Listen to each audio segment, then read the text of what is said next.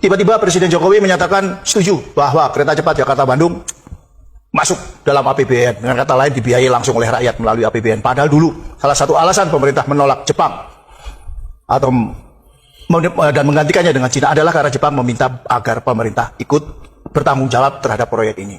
Waktu itu Pak Jokowi bilang bahwa ini adalah proyek B2B, pemerintah tidak ikut campur. Dan ternyata sekarang justru pemerintah menyatakan akan ikut menalangi kekurangan dana yang mencapai 40 triliun rupiah. Kemudian kita tiba-tiba dengar lagi ketika banyak orang yang heboh soal pinjaman online, terutama karena ada berita antara lain seorang ibu rumah tangga yang mati bunuh diri karena nggak tahan menghadapi debt collector dari pinjol online. Tiba-tiba Pak Presiden juga mengatakan bahwa pinjol telah menyalurkan dana sebanyak 120 triliun. Ini juga, waduh, ini apa yang sesungguhnya terjadi di Indonesia nih, terutama di sektor keuangan. Dan rakyat tentu saja juga akan dikenai beban secara langsung karena ada undang-undang pajak baru yang menaikkan pajak pertambahan nilai dari 10% menjadi 11%. Itu antara lain. Belum lagi pajak-pajak yang dikenakan kepada sembako. Nah, saya sendiri jadi bertanya-tanya, ada apa ini sesungguhnya di sektor keuangan Indonesia? Kok bisa muncul berita-berita yang demikian hebat, dahsyat, dan bagi saya miris? Bagaimana Pak Antoni Anda menjelaskan semua kejadian ini? Ya, ini sangat menarik ya. Jadi tol infrastruktur ya, tol dan ada kereta cepat ya, itu kan lagi bermasalah. Satu kereta cepat itu tidak usai-usai, tidak selesai-selesai ya, bahkan dan investasinya membengkak. Ya. Sehingga sekarang dimintakan oleh bisa masuk pada APBN. Dan statement Pak Jokowi ini di mana nih orang-orangnya Pak Jokowi? Ini kok membahayakan sekali kepada Pak Jokowi ini, kepada Presiden, sampai Presiden bisa mengatakan bahwa ini dibolehkan dari APBN.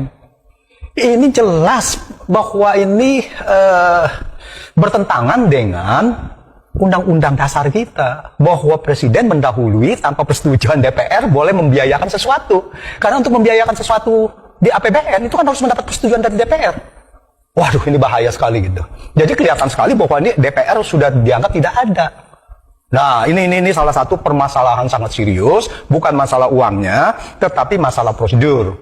Ya, ini melanggar Undang-Undang Dasar, melanggar kewenangan DPR yang mempunyai hak budget. Ini pertama. Terus kedua adalah mengenai tol yang Waskita Karya. Waskita Karya itu tol, kalau nggak salah investasinya awalnya rencananya 4 triliun.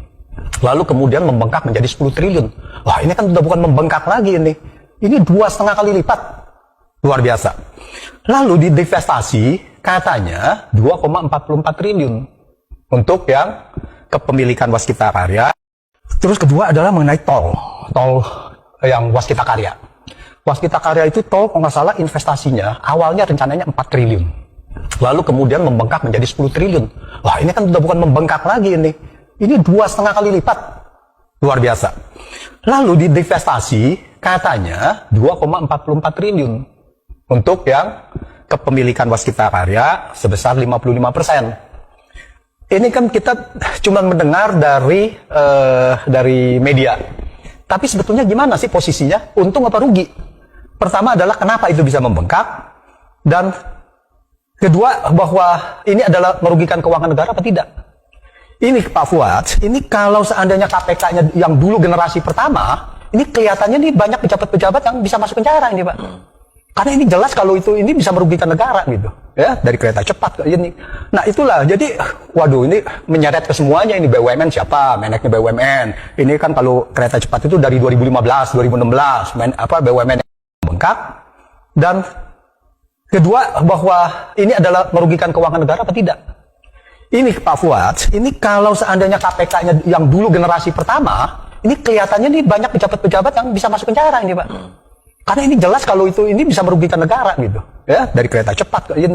Nah itulah, jadi waduh, ini menyeret ke semuanya. Ini BUMN siapa? Meneknya BUMN.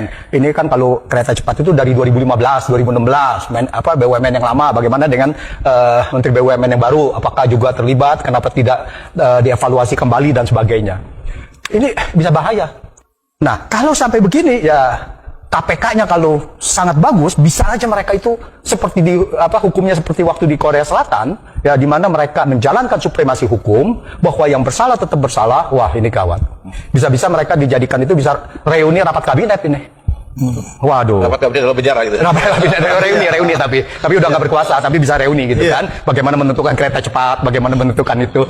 Ya. Nah, ini sangat bahaya sekali ini. Merugikan keuangan negaranya sangat besar sekali.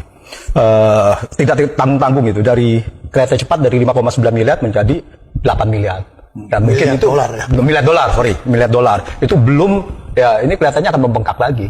Ini belum selesai ini. Nah, tapi sekarang sih kelihatannya mereka aman-aman saja karena kan KPK-nya kan friendly sekarang gitu.